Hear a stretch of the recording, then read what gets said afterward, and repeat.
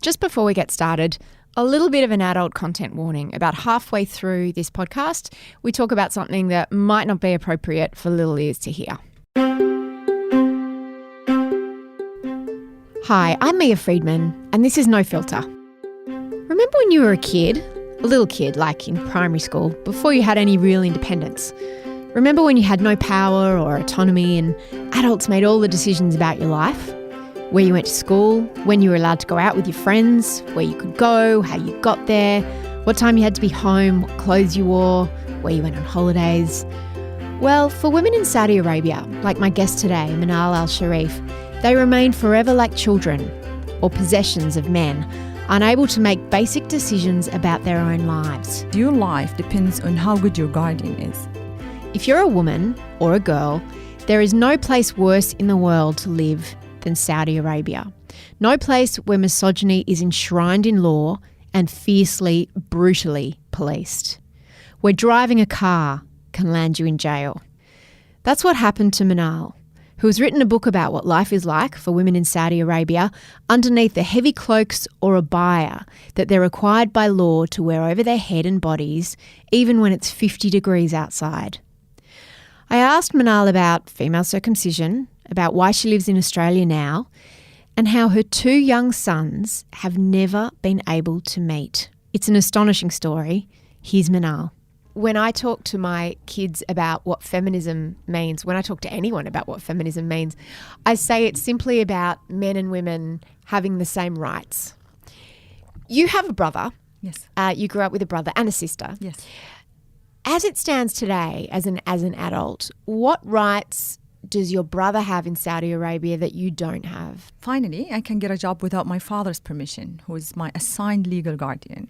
That was so the firstly, biggest you thing. have to have a guardian. Your brother wouldn't. No. A man doesn't have to have a guardian. So when he reached the age of 18, he's considered adult. I'm never an adult in my country. I'm considered minor all my life until the day I die.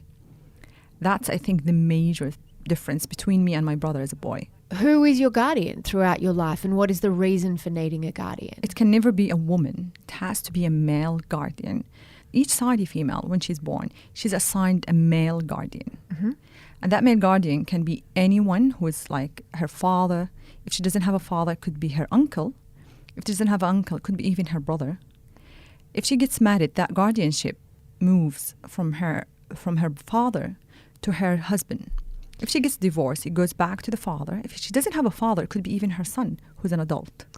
So it's like a car registration. Exactly. It's like car moved from one owner to another. And what rights does your guardian have over you? Everything. I always say every successful Saudi woman has a guardian who let her be successful, because your life depends on how good your guardian is. Your education, my dad had to sign my papers to go to college. If I want to do my higher education, I still need my father's permission, written permission. If I want to get a job, I needed his permission. He had to come with me at the age of 23 to sign the paper. If I need to get my papers, my ID, I could not get it without my father's consent, written consent. To leave the country, I also need my father to issue me the passport, and also to give me permission to leave the country. So even if I get my passport, it will be sitting there, has no value. Without him issuing me another paper, it's the permission to leave the country. Does he have to give you permission to get married? Yes. And that's another thing. As a Saudi woman, you can never marry without your guardian permission. And if you want to marry non-Saudi, you don't only need your guardian permission, you need the government permission, like my case, marrying non-Saudi. You're like in Handmaid's Tale. Oh my God, when they said women cannot own property, women are property in my country. Women are property? Yes. Your father was a taxi driver and your mother was a tailor, so you grew up from pretty working class family, and your parents wanted you to have an education, which is interesting because I would have thought in a society that seems to hold women back. Did that make you unusual in your peer group that your parents wanted their daughters to have an education? I see where you're coming from, because the contradiction of having a woman who is deprived from her basic rights, being treated as a minor all her life. What's the point of having an education? Exactly. Yeah. So female education started 30 years after men education in my country because of this, the clerks and the ultra-conservative, I would say, Islamic establishment or religious establishment were against it. It was a huge fight. The first female school, they had to send a tank to protect it from the protesters. It went to that extent. And they had to put the Grand Mufti, it's like the Pope. We have a Grand Mufti who's the top of the religious establishment.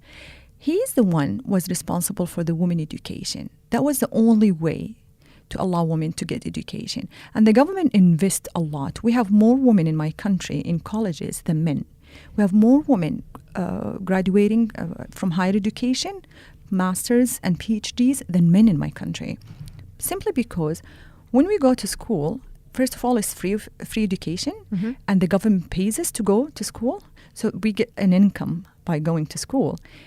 We finish the bachelor degree and then the college, and we don't find jobs. So we just finish. We go to the master degree, we go to PhD, and then we stay home.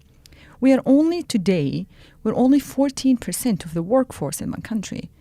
So also the contradiction of investing so much in our education, which is free. And they're not allowing you to work. Exactly. So you're just either a teacher or the doctors. We're 28 million in my country. We only have 5,500 female doctors, Saudi female doctors, because it's not acceptable for a female to study or work with men as a doctor. So it's thrown at to be a doctor just because you mix with men. So most of my girlfriends, they ended up being teachers. So you would just go through the cycle. Yeah. You be a student and then you become a teacher. We don't have engineering schools, for example. That's one of the problems also we're facing, that we need to open the more majors for females and also giving them jobs. Can female doctors treat male patients? Yes, they can. That's the interesting thing. Isn't that interesting? So tell me, having a guardian obviously puts you at a huge disadvantage to men and gives them enormous control over your life. True. And yet your parents still wanted you to have an education despite, all of these controls. Why did they want you to have an education? Actually, it was my mother. I really owe it to my mom.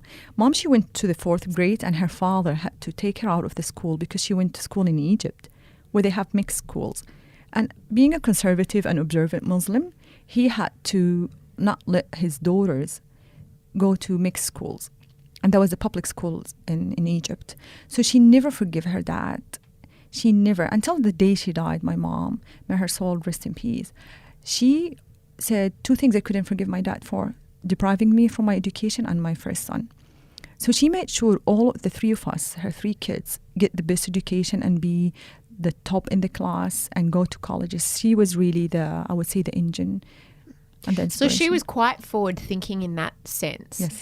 But she was also responsible for one of the most painful experiences of your life, which was the circumcision of you and your sister. And you write about it in the book, and I literally gasped and I was crying in that chapter because it was so powerful and so moving. And please tell me if I'm asking too many questions about it. But it happened when you were 8 years old. Yes. You knew it was something bad. Yes. Like the word and the person. Yes. You knew it was something to be feared. Yes. I had no clue what it was. I had no clue it would include a man cutting my genitals. I had no clue. No one prepared us. No one explained to us what it was. And I don't think it was because of my mom. It was because of my father's family. So my father's family, al-Sharif family, they circumcised their daughters. And we've been called dirty girls by our own cousins because we were not subjected to that procedure. And at the age of 8 and my sister at the age of 10, we've been subjected to that. I think the worst part that the parents had to endure subjecting their own kids to such a painful procedure because they had to be obedient to this pressure that they face with their society. So the virginity of the woman defines the honor of the whole tribe, the honor of the whole family. So a man can do anything and it will not touch the honor of the family. But a girl having a bad reputation, just talking to a man, that's a huge thing in my society. So they would go to that extent to protect that virginity, her hymen, so she doesn't bring dishonor to the family. You talk about protecting her virginity, but from what I understand of female circumcision, and I understand there are two types. There's the sort of more extreme form, which you weren't subjected to, and then there's what happened to you, which was just horrendously shocking. It's about, you tell me, is it about removing pleasure for the woman? Yes. It is. So the whole idea of the female circumcision is removing the part that's responsible for her orgasm, which is, there are many orgasms, but one of them is the clitoral. So removing that part, a woman cannot, let's say, pleasure herself. She cannot get any enjoyment for sex. Yes, for sex. So she wouldn't want it, but it's totally wrong. Like, it's scientifically proven. My English is wrong. It doesn't work. That's the funny thing. You find a woman can reach orgasm, can enjoy, can have, I would say, sex drive, even if she's circumcised. Your circumcision was performed without anaesthetic and with a pair of blunt scissors. Yes. And you nearly died. Yes, I was bleeding for 3 days and almost died, yes. What are your memories of that time, and how was your mother, and was your sister going through the same thing? Was she circumcised at the same time? Yes, she was after me. Mom, she was in the room. I think it was so painful for her. She was in the room? She was not. She was not? She was not. My father was in the room. I think it was so difficult for Mom also because she was subjected to it herself. And yet she perpetuated it. She with her allowed own daughters. it. Yeah, she allowed it because Mom, she had a vow when she knew that we were sexually molested by our neighbor, the son, that she would fast every Monday and Thursday of her life until she dies, if God protected us, if we kept our virginity. So this is how far a mother can go to protect her daughter's virginity in my country, or in my culture, I would say. So the circumcision itself, I'm pretty sure she had the concept that we go through. And you said you didn't grow up knowing much about what other vaginas look like or whether other women were circumcised. When did it occur to you that not everyone had to go through this horrendous experience? It's interesting to know that circumcision or female genital mutilation is a practice that's surrounded by secrecy and shame. So when it's done, no one knows in the family, at least in my family. And I think in Africa, it's more celebrated there. But in my family, when it's done, no one knows. Sometimes the girl herself, she doesn't know until she gets married because they do it when she's born. In the south of Saudi Arabia, they do it twice, when the girl is born and when the girl is 7 years and above. Oh my God, what are they, why twice? It's because when she's born, she has no clitoral. They just take whatever thing is there. And when she is 7, the clitoral is bigger. So they cut the wrist. They do it again. They do it again. So the ones who were subjected to it when they were born, they never find out. They never know. Even their moms wouldn't tell them. Something else. You subject the survivors. I don't call ourselves victims. I call ourselves survivors. You subject them to the shame. So you're dirty if you're not circumcised. And when you're circumcised, now you're a full girl. Now you protect your owner. But it's shameful for you to talk about it because it's something you're not supposed to enjoy sex. You're not supposed to have sex, I would say, needs. You're not supposed to talk even about it until you have a husband, and your husband, you get to know about your body and about your about everything. Only when you get married. You're not allowed even to mix with married women in my culture. So we're separated from married women. So we don't overhear something that we're not supposed to overhear. Did it make you feel self-conscious about your body? How did you feel? I always hated my body because I was always thinking, why God gives me a body, a face with 5 senses on it, and I have to cover everything. I was always taught that my body would seduce men, my voice too, my name, my face. So I was always asking myself, why I have to be invisible so the men don't fall under the seduction of my face or my name or my smell. Even, using a cologne, like a perfume. We're not allowed to use perfume because that is exactly, if a man who's a stranger to you smells that perfume, it's like having a sex with him. It was to that level. Adultery. It's adultery. So this idea that women are this source of temptation. Source of seduction, temptation. Even when you walk outside, you have to be walking next to the wall. You have to be as invisible as you can. No voice, no. And I was always questioning these things. Why God? My brother would be able to enjoy himself, play, go ride a bike, swim. And I'm like, why I cannot play? And I love sports. Why I cannot play football with my brother? Why I cannot ride a bike? Just because I'm a girl. I was always questioning. Sometimes I wanted to be a boy. You couldn't do that? Girls couldn't ride bikes or play sport? Until today in Saudi Arabia, girls cannot play sport. They still can't? We still cannot. In college, because I went to a very liberal city, I would say, it's the Melbourne of Saudi Arabia. Yeah. It was Jeddah. They allow women to play sports there secretly. So you don't not allow even to talk about it. So even my family didn't know I played basketball in college. But for me, it was so not only oppressive, it was so confusing. Because you were quite devout in your teenage years, weren't you? Yes. You became quite religious and Yes. quite radicalized, as you describe it. Yes. So we were subjected to heavy preaching, I would say, in school time. And I think I chose the right, because there's so much pressure from the people around you to cover your face, to be devout, to not touch your eyebrows, for example. If you touch your eyebrows, you pluck the hair of eyebrows, you're un-Islamic, this is haram, forbidden. So they would define you as a sinner. So there was so much pressure from people around you. So you either just ignore, like my sister, she just ignored, but she would face a lot of, I would say, criticism, a lot of pressure, a lot of people getting in your life, being very judgmental. Or you have to follow the stream and be a devout and try to be as good Muslim as you can. And I think I followed the other one, trying to be a good Muslim, because I was not listening to men's rules. I was listening to God's rules as it were conveyed to us. But then you became confused because there were all these things that didn't make sense to you. Exactly.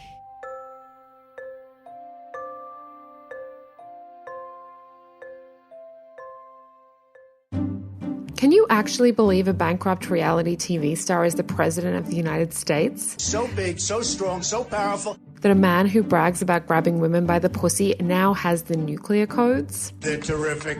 I'm Amelia Lester. I'm an Australian journalist living in Washington, and sometimes when life feels a little bit crazy over here, I like to ring my friend Mia Freedman and say to her, Mia, tell me it's going to be okay.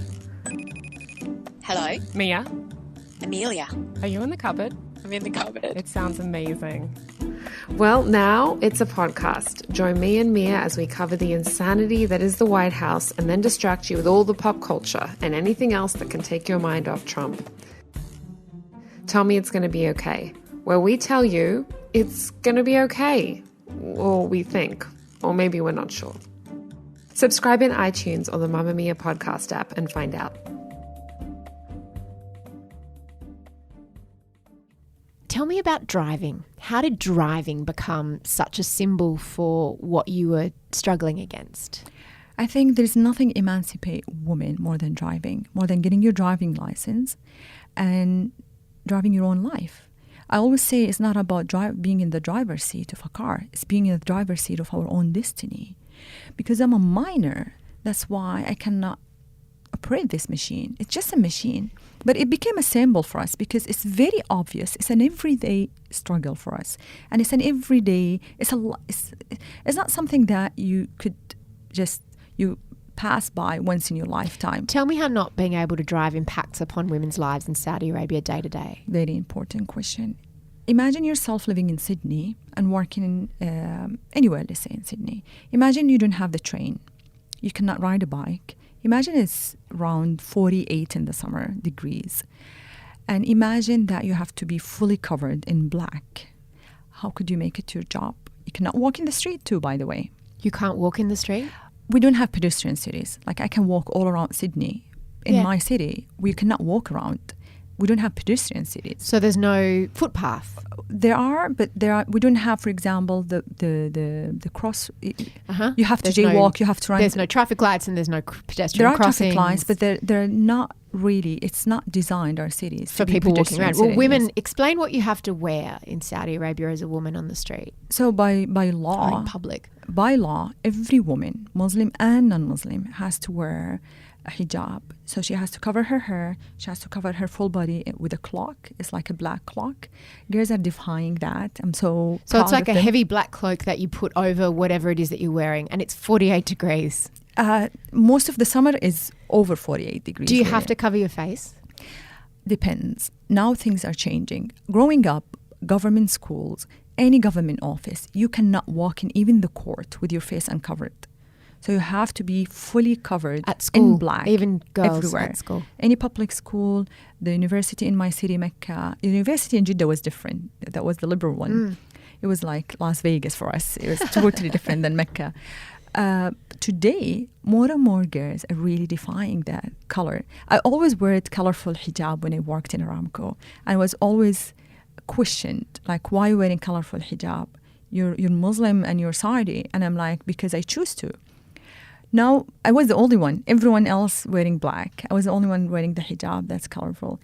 The abayas, the colorful abaya they would raid the shop that sells colorful abaya, and they would really destroy them in the shop. They would destroy the garments in the shop if they were colourful because they had to just be black. Yes. So now the girls are changing this. So more and more girls having the guts. It was only me, very few girls that would do that.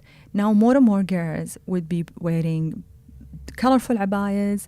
I think the first pink abaya I saw was Wajiha al-Huwaidir. She's the first female, I would say the most prominent female feminist in Saudi Arabia is Wajiha al-Huwaidir, who filmed me driving. The day of our driving, she was wearing bright pink abaya. And I was like, this woman is fearless. Yeah. I think more and more women now are breaking these rules. Are and that they makes it laws difficult. or are they sort of They just... are. They are laws, yes. They are the dress laws. code. The dress code in Saudi Arabia is a law. You could be fined. You could be stopped in the street. You could be, yes. You have to adhere to the dress code. So with no public transport, you can't walk around, you're wearing this heavy abaya. You're saying that the fact that women can't drive because they're seen as not smart enough, capable enough, responsible enough Minors. to drive a car in the same way that we don't let children drive. According to one of the clerks, it could damage your ovaries. Your ovaries, it Yes. could damage. Yes. According to a professor study that was 150 copies was handed to each consultative council member in Saudi Arabia, the Shura Council. In 10 years, if women drive, there will be no more virgins in Saudi Arabia. So you can also lose your virginity. Yes, by driving. I don't know how they... Saudi Gosh, Arabia- I've been driving the wrong way all these years. Apparently, we drive different way in Saudi Arabia. But we've been challenged. The good news, really, Mia, we're really challenging all these rules. So we just really mock them, and we learned that to strip them away from the fear by mocking them, that was the best. That was really empowering to us. So we would bring all these rules, and we would question them. We would go to the Islamic text and we'd bring that this is weak, or this is not a true hadith about Prophet Muhammad, or this is not the true interpretation, or this is the counterpoint of view. So that really empowers women, because we were brought up not questioning. No one questioned why women cannot drive. But now more and more people are questioning. It's very unnatural. Well, especially since you got in a car and turned on YouTube. Yes. What made you decide to do that? And when you say you mock these things, Yes. you got arrested. Yes. I mean, you got taken to the police station and then you got put in jail for 9 days Two without times I charge, got arrested. essentially. Yeah. So did you know that was going to happen? Did you think that was going to happen and what made you decide to film yourself? So the Arab Spring, when it was happening in 2011, it was very empowering to know that you can use social media and it has so much impact on your society. It gets your voice and message delivered to the society. And it's, as the suffragettes said once, deeds, not words. So we've been always talking about why we cannot drive, but no one took the action. So taking an action and posting it in the most prominent social media in Saudi Arabia, which is YouTube, we're number one in the world when it comes to YouTube video views per capita. So people have access to the internet, unfiltered access to the internet. It's heavily censored in Saudi Arabia, but we do have access to Yeah. YouTube. And we always found ways to unblock the blocked websites in Saudi Arabia. So using that, I would say media Yeah. really got the message. And then you were sent to jail. Yes. I was arrested twice, actually. How did you know how to drive? My brother actually gave me the first lesson in Aramco. So we can drive in the rural areas where there are no police. and we can drive in closed or gated communities. Yep. So women And you can, worked in a closed or gated community when you were at Aramco, which Exactly. is the company where you worked. And my first class or crash class was my brother and his Azira, his Hyundai Azira, that I was arrested in. Was he taking a risk by teaching you how to drive? Of course. No, in Aramco you're fine. Yeah. Inside the gated community, no one will talk to you. But if you are caught in the city, of Yeah. course you will be in trouble. I was teaching girls how to drive. I taught my first, I think, driver how to drive. So my brother, he taught me how to drive. And then when I was but I didn't have a driver's license. At the age of 30, I was working in the US and I got my first driver's license. By the way, I just got my Australian driver license, 10 years. Fantastic. I'll make sure I look out for you on the road. I missed a part because you got married. Yes. Was it a love marriage? Did you choose your Yes. husband? Yes. So the interesting thing about Saudi or about the guardian, it depends on your guardian. So my dad allowed me to be able to work, to study, to leave the country, and also to marry the man I chose. Mm-hmm. He went against the family wishes. I come from the Sharif tribe, and the Sharif tribe, they were the first rulers before the Al Saud. And they make sure that their daughters don't marry out of the tribe because of the wealth. Not anymore, but the practice stayed. That dad went against the whole family to accept my marriage. So he's my hero, really. And he was someone I worked with. And it's funny, when I joined Aramco, because I worked with men, everyone told me one thing: you never get married. You never get married? Yeah, because you work with men now. You're impure. So it's funny, I got married to my work colleague. Ah. Things are changing. He was Saudi as well. He is Saudi, and my first boy is Saudi. He still lives there.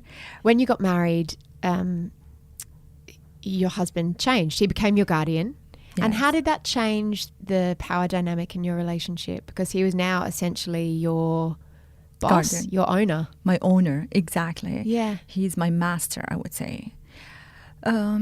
I don't think he changed. I think when we got married, it was love marriage, and we thought we were going to change each other. Because from the start, he was clear, I don't want my wife to work with men. I don't want her to uncover her face.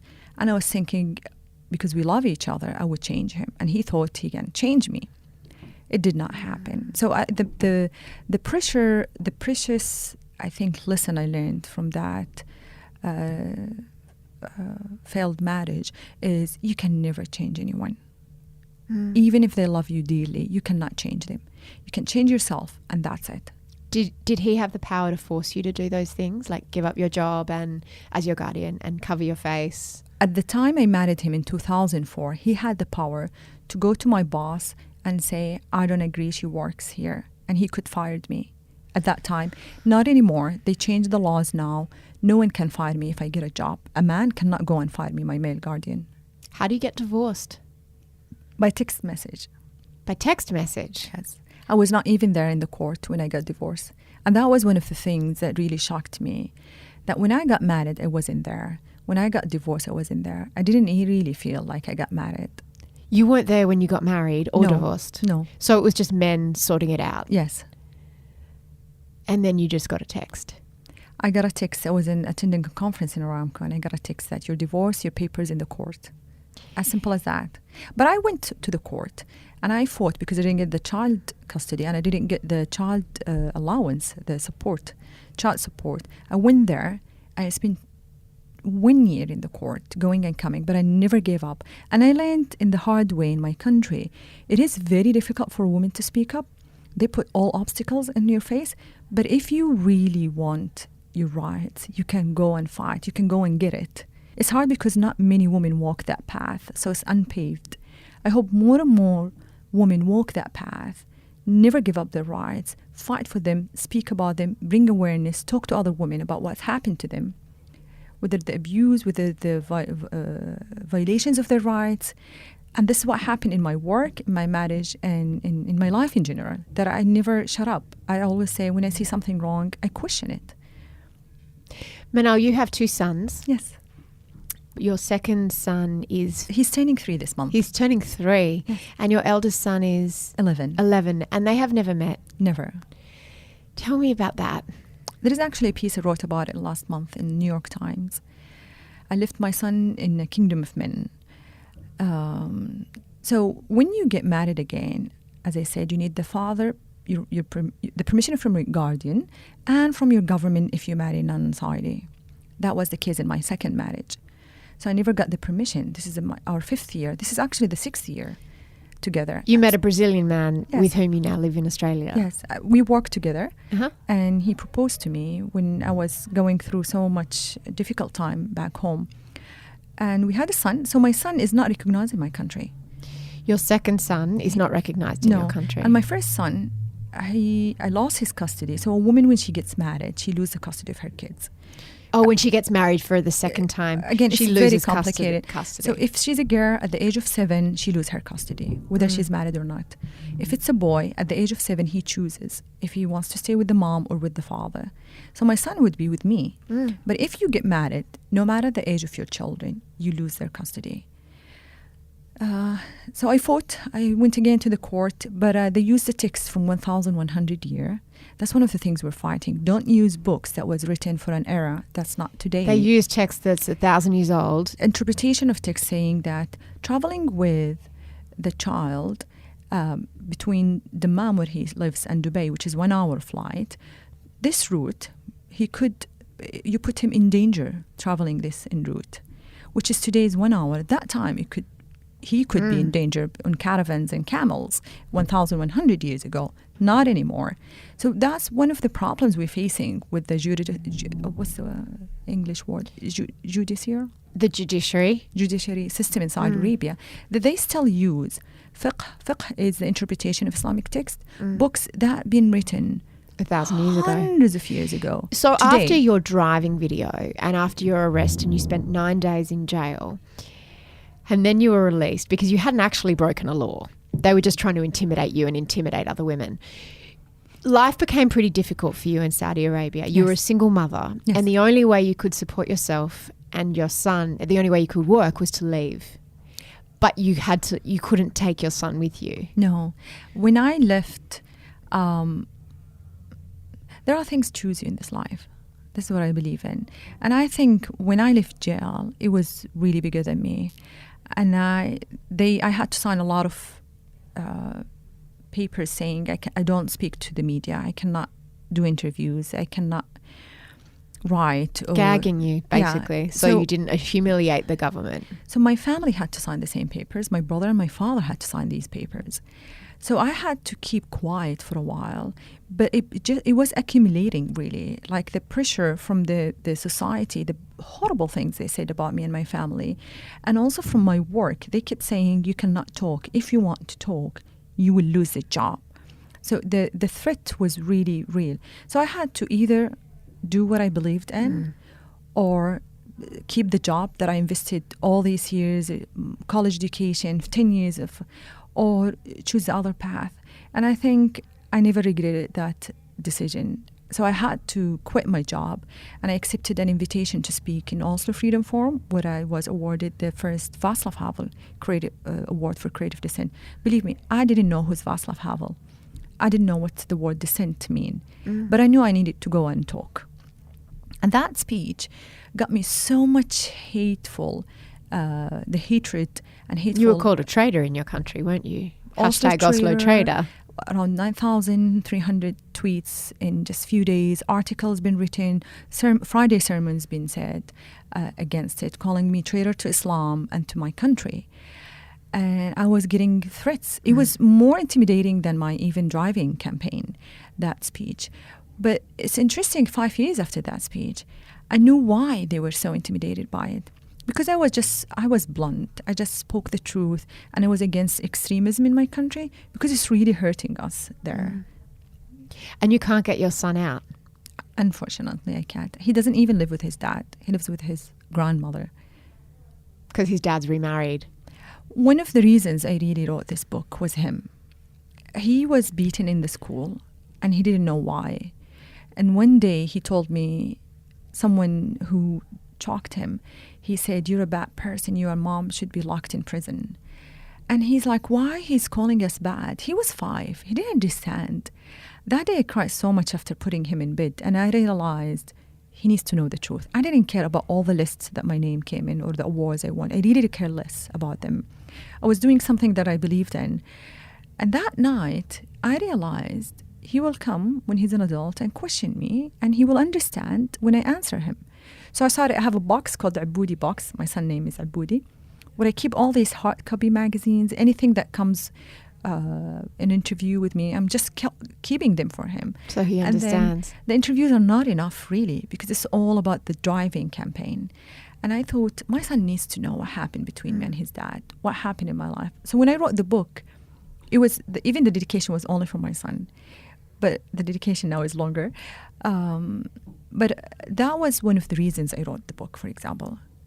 How often can you see him now? Can you go back to Saudi Yes. to see him? I go back. I'm always under the threat of being rearrested. Hopefully, thankfully, I wasn't rearrested again. It's important to understand that I come from an absolute monarchy. And Saudi Arabia, we don't have political rights or human rights or even women's rights in a country. So my brother suffers the same as I suffer as a woman. Maybe I'm in a worse condition than him. So to go back, to risk speaking up against such a government or a society, it's really huge, because they always label you with a troublemaker, with being against the faith, because the government is the protector of the faith. So that type of rhetoric really is hurting people who they speak up. So when I go back to visit my son, I always ask my girlfriends there, like, what's the new news about me? So the last month, it was Qatar and Saudi Arabia having political problem. And the news about me, there was this video. The Moza al-Misnad, who is the mother of the Sheikh of Qatar, she deposited 20 million in my bank account to speak against the Saudi government. And I'm like, oh, that's the new news. Oh, that didn't really happen. If that happened, I would fly all my friends first class to Hawaii, would spend the summer there, and then I'll come back and campaign. What can we do as women in the West to support our sisters in Saudi?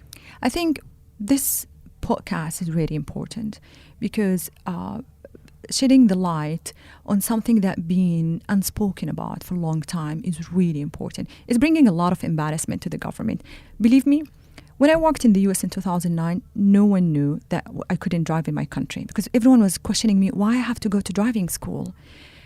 No one knew. Today, ask anyone, just mention I'm from Saudi Arabia, the first thing comes up is, oh, you're the last country on earth where women don't drive. I think because of the interest and because of this, I would say, the interest in the international media, I was released from jail. Because of this interest, women are really putting so much pressure on the government. That's the only way to change things in my country. Well, we're right behind you, Manal. We will keep supporting you, and we'll keep trying to get things changed in Saudi Arabia. Thank you so much. Thank you, Mia. Thank you.